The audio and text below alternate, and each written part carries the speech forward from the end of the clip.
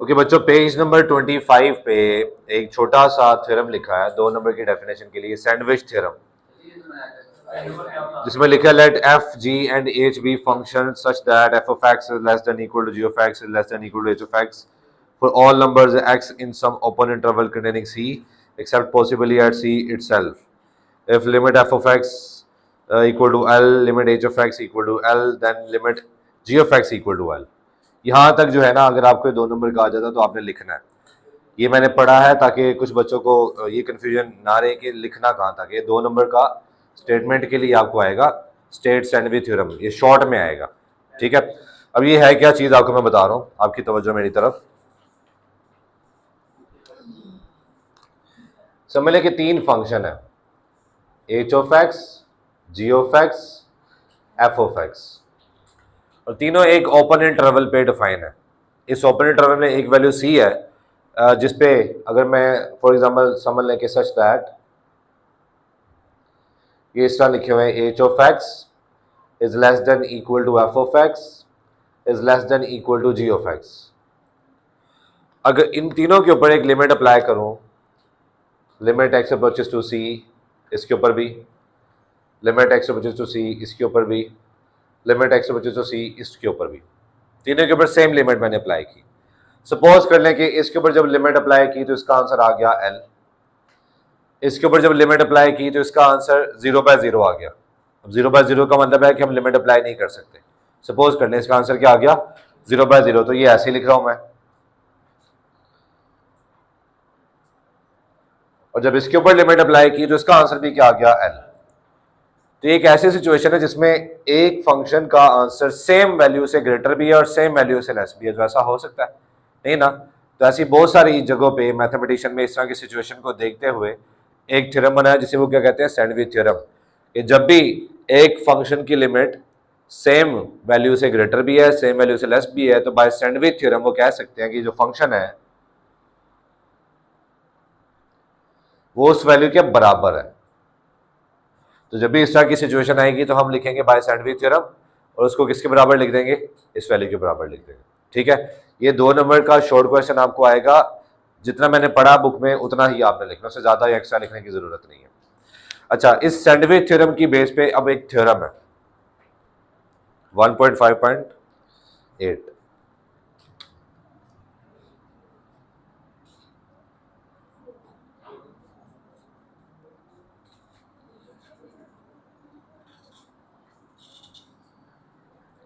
हमने ये एक थ्योरम प्रूव करना है, ये बहुत इंपॉर्टेंट थ्योरम है। कुछ बच्चे डेफिनेटली किताब से नहीं समझ पाते, तो प्लीज गौर से समझिएगा। अगेन इसमें पहले चेक करते हैं कि डायरेक्ट लिमिट पुट करने से इसका आंसर 1 आता कि नहीं आता।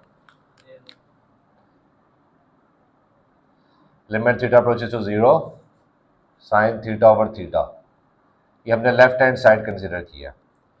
थीटा की जगह क्या पुट करना है, 0। तो साइन 0 क्या होता है, 0।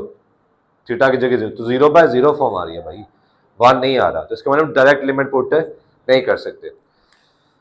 तो इसको प्रूफ करने के लिए क्या करते हैं जी, एक समझ लें कि यूनिट सर्कल है, ठीक है, जैसा भी बना है तकरीबन सर्कल आपके सामने। यूनिट सर्कल का मतलब क्या होता है,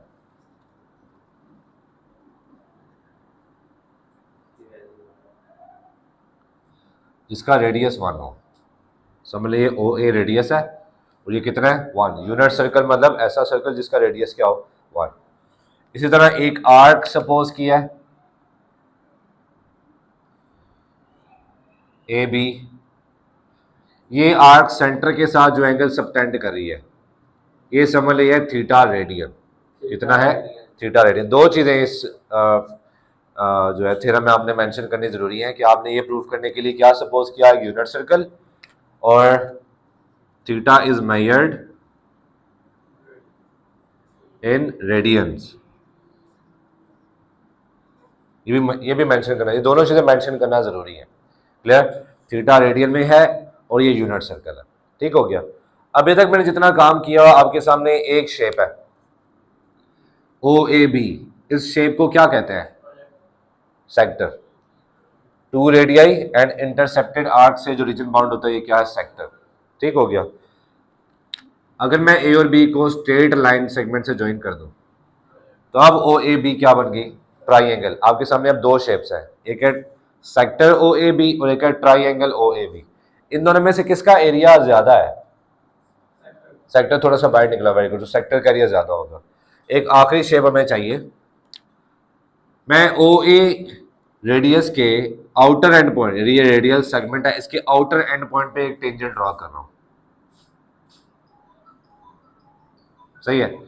ये टेंजेंट इस रेडियल सेगमेंट के ऊपर क्या होता है? परपेंडिकुलर।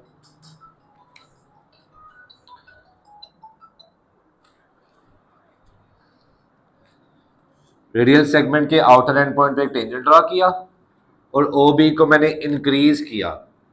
इस इंक्रीज ओ बी ने इस टेंजेंट को जिस पॉइंट पे कट किया, इंटरसेक्ट किया, उसको मैंने डी का नाम दे दिया। अब तीन शेप्स आपके पास आ गई हैं। सबसे छोटी shape triangle O A B, फिर उससे बड़ी shape sector O A B, फिर उससे भी बड़ी shape triangle O A D, O A D.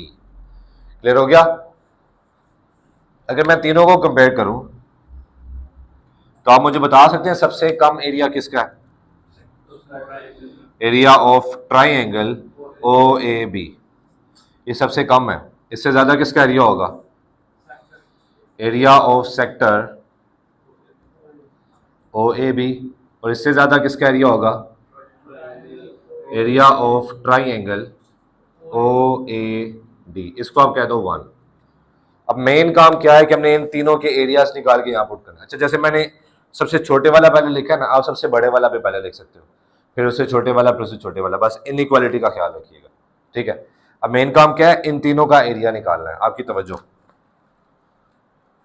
सबसे पहले हम निकालने लगे हैं area of triangle O A B.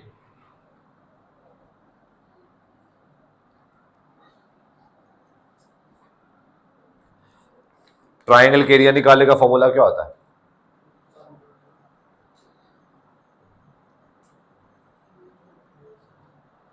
यही होता है, यही होता है। ओ ए बी में बेस क्या है? ओ ए। और हाइट क्या है? किसी भी ट्राइंगल की हाइट होती है पर उस बेस से ऑपोजिट वर्टेक्स तक का परपेंडिकुलर डिस्टेंस। तो ए बी परपेंडिकुलर डिस्टेंस है, देखो जरा। नहीं, तो परपेंडिकुलर डिस्टेंस के लिए क्या करते हैं? मैं बी से इस बेस तक एक परपेंडिकुलर ड्रॉ कर देता हूँ पॉइंट सी पे। ये बी सी अगर मुझे पता चल जाए, जो कि अभी नहीं पता, अगर बी सी मुझे पता चल जाए तो देखिए बेस से ऑपोजिट वर्टेक्स तक परपेंडिकुलर डिस्टेंस है, तो ये बी सी हाइट होगी। और बी सी हमें नहीं पता, बी सी फाइंड करना पड़ेगा। बेस की जगह क्या लिख दिया? ओ ए, और परपेंडिकुलर क्या है? B C. ओके, ओ ए की जगह तो 1 पुट कर दूंगा, क्योंकि ओ ए रेडियस है और ये यूनिट सर्कल होने की वजह से इस रेडियस का हमें पता है कितना है? 1।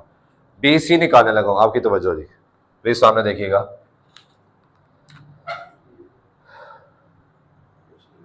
अच्छा, बी सी फाइंड करने के लिए जब मैंने ये काम किया तो मेरे पास दो ट्राइंगल्स बन गए। एक इस बी सी के इस तरफ देखिए, ये ट्राइंगल है, और ये ट्राइंगल है, दो राइट एंगल ट्राइंगल है। इन दोनों में से कोई एक राइट एंगल ट्राइंगल हमें सपोज करनी पड़ेगी बी सी फाइंड करने के लिए। अब कौन सी सपोज करेंगे? जिसमें ज्यादा डाटा हमें पता है, जिसमें ज्यादा डाटा हमें पता है। देखिए ना, इसमें हमें कौन कौन सा डाटा पता है? क्या इसमें हमें ये साइड बी सी पता है? नहीं पता। साइड बी सी भी नहीं पता, क्योंकि ये तो फाइंड करनी है। ए सी भी नहीं पता, बी सी भी नहीं पता, और ए बी भी हमें इसकी लेंथ भी नहीं पता। जरा इस ट्राइंगल पे आए अगेन, क्या ओ सी लेंथ हमें पता है? नहीं। बी सी लेंथ हमने फाइंड करनी है। क्या ओ बी लेंथ हमें पता है? ओ बी रेडियस नहीं है, तो रेडियस कितना है सर्कल का? तो हमें ओ बी पता है, ओ बी 1 है। तो इस ट्राइंगल में हमें पता है ज्यादा data as compared to this, तो मैं ये वाले ट्राइंगल कंसीडर करने लगा हूं बी सी फाइंड करने के लिए। O C B in right angle triangle O C B, O C B. मैं सी को थोड़ा बड़ा करके लिख देता हूं।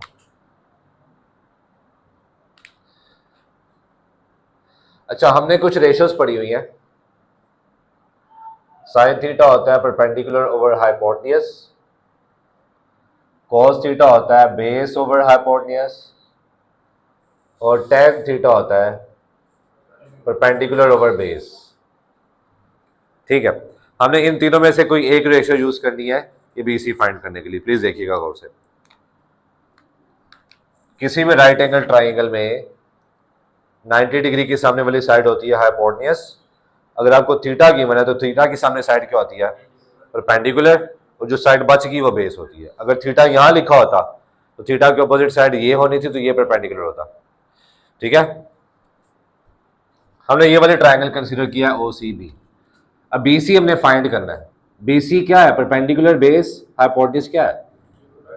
थीटा के सामने आ रहा है तो ये परपेंडिकुलर, यानी परपेंडिकुलर हमने फाइंड करना है।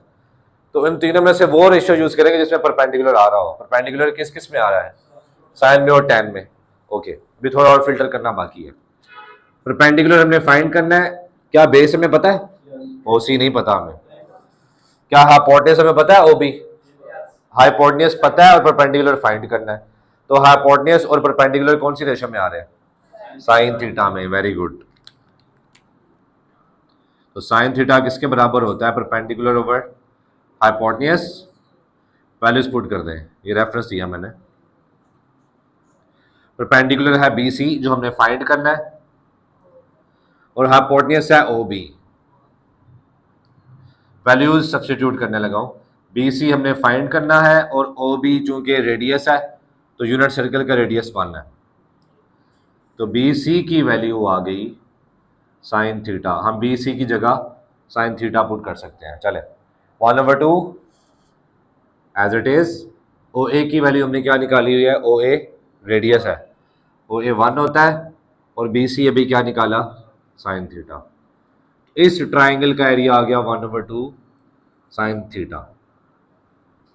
ये जो हमने काम किया ना पुत्र बी सी निकालने के लिए, ये आप ऐसे बॉक्स में पैक कर सकते हो, लेकिन सवाल के अंदर ही करना है। ठीक हो गया?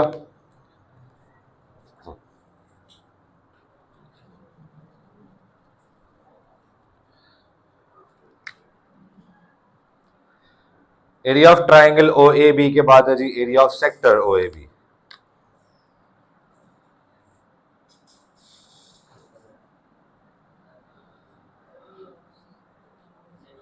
अब ये 10th क्लास में भी पढ़ा हुआ, हमने फर्स्ट ईयर में भी पढ़ा हुआ है। एरिया ऑफ सेक्टर का फॉर्मूला होता है 1/2 आर स्क्वायर थीटा।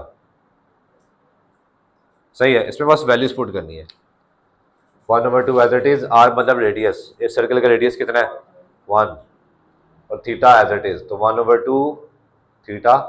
ये एरिया ऑफ सेक्टर आ गया। आखिरी चीज, area of triangle O A D.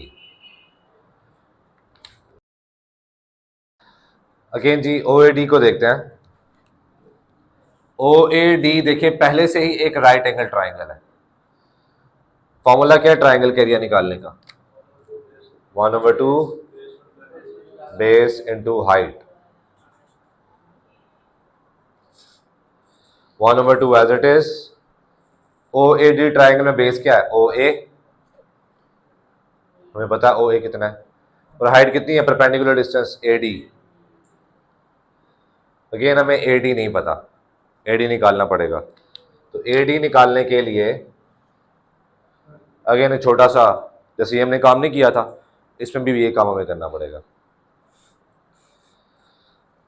मैं ये रेस करने लगा हूं। आपको याद है ना साइन थीटा क्या होता है? Perpendicular over hypotenuse cos theta base over hypotenuse.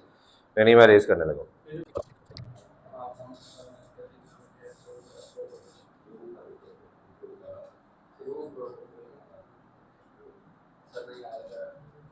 आपकी तवज्जो जी।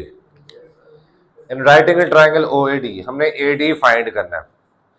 तो थीटा के सामने आ रहा है ना ए डी, तो थीटा के सामने जो साइड होती है वो परपेंडिकुलर होती है। मतलब हम वो रेशियो यूज करेंगे जिसमें परपेंडिकुलर आ रहा हो। ठीक है, परपेंडिकुलर के अलावा देखें क्या हमें ये 90 के सामने वाली साइड ओ डी पता है? ओ डी नहीं पता, ये वाला ऐसा नहीं पता, ओ डी नहीं पता, लेकिन बेस पता है ओ ए। ओ ए बेस 1 है, ये हमें पता है। परपेंडिकुलर फाइंड करना है, बेस हमें पता है। तो परपेंडिकुलर और बेस किस में आते हैं? tan थीटा में। तो tan theta is equals to perpendicular over base. ये रेफरेंस दिया मैंने, वैल्यूज पुट कर रहा हूं। परपेंडिकुलर क्या है? A D. बेस क्या है? ओ ए।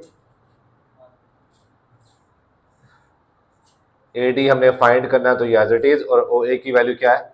1। और tan थीटा को मैं लिख सकता हूँ sin theta over cos theta. तो AD की वैल्यू क्या आ गई? sin theta over cos theta. ये सारा भी ऐसे एक बॉक्स पे वैल्यूज पुट करें जी। 1/2 OA कितना है? 1 और AD क्या निकाला है? sin theta over cos theta. तो ये आ गया 1/2 sin theta over cos theta. Then ये तीनों का एरिया हमने निकाल लिया, ये मेन काम था। इसको एक दफा प्लीज देख लें। अच्छा जी, अगेन वापस देखिएगा सामने प्लीज। सारी वैल्यू उष्णा पुत्र क्लियर है? पक्की बात है? ओके। सारे एरिया निकालने के बाद हम इसको पुट करने लगे हैं 1 में। तो 1 बिकम्स जी एरिया ऑफ ट्राइंगल OAB क्या निकाला हमने? 1/2 sin थीटा। वो लेस देन वाला सिंबल एज इट इज। फिर उसके बाद एरिया ऑफ सेक्टर क्या निकाला है? 1/2 थीटा, ये लेस देन वाला सिंबल एज इट इज। फिर एरिया ऑफ ट्राइंगल OAD क्या निकाला हमने? ये देखें 1/2 sin theta over cos theta. सही हो गया। अब इसको थोड़ा सिंप्लीफाई कर, सब में से 1/2 कॉमन आ रहा है, मल्टीप्लाई बाय 1/2 सॉरी 2। इसको जब 2 से मल्टीप्लाई करूंगा 2 से कट गया sin थीटा।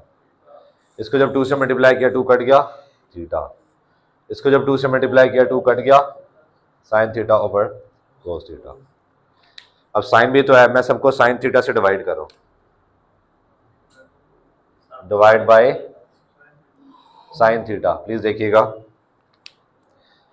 इसको जब sin से डिवाइड किया तो क्या रह गया 1।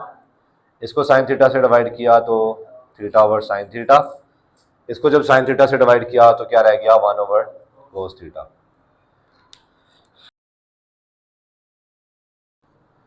अच्छा, अब करना क्या है हमने दरमियान में वो चीज बनानी है जो हम प्रूव करना चाह रहे हैं।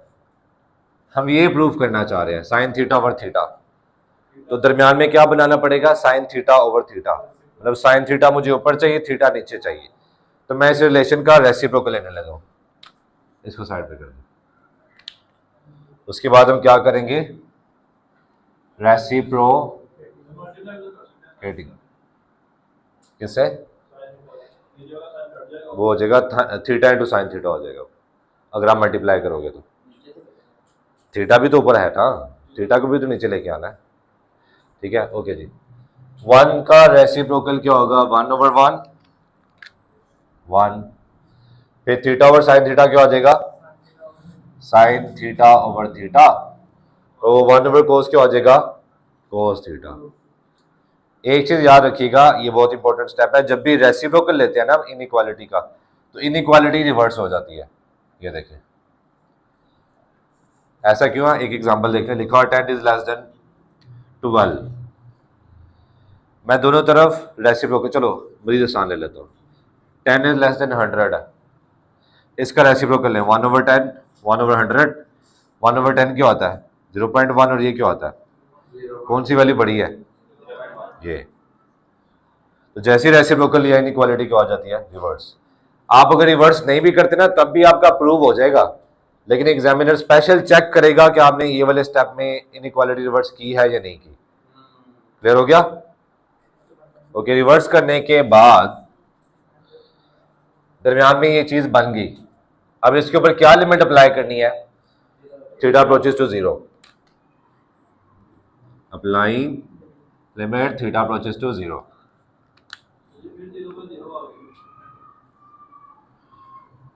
वन के ऊपर भी अप्लाई कर दिया, इसके ऊपर भी अप्लाई कर दिया, इसके ऊपर भी अप्लाई कर दिया। अब कांस्टेंट के ऊपर अप्लाई करेंगे फर्क पड़ेगा? नहीं, तो ये 1 ही रहेगा एज इट इज। इसके ऊपर लिमिट अप्लाई करेंगे 0/0 फॉर्म आ रही है, इसका मतलब इसके ऊपर लिमिट अप्लाई नहीं कर सकते, ये ऐसी रहेगी।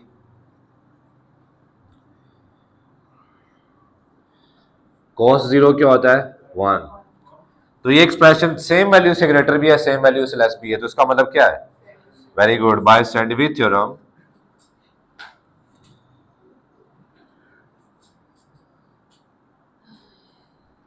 ये जो दरमियान वाली वैल्यू है ये किसके बराबर हो गई 1। बस यही तो प्रूफ करना था।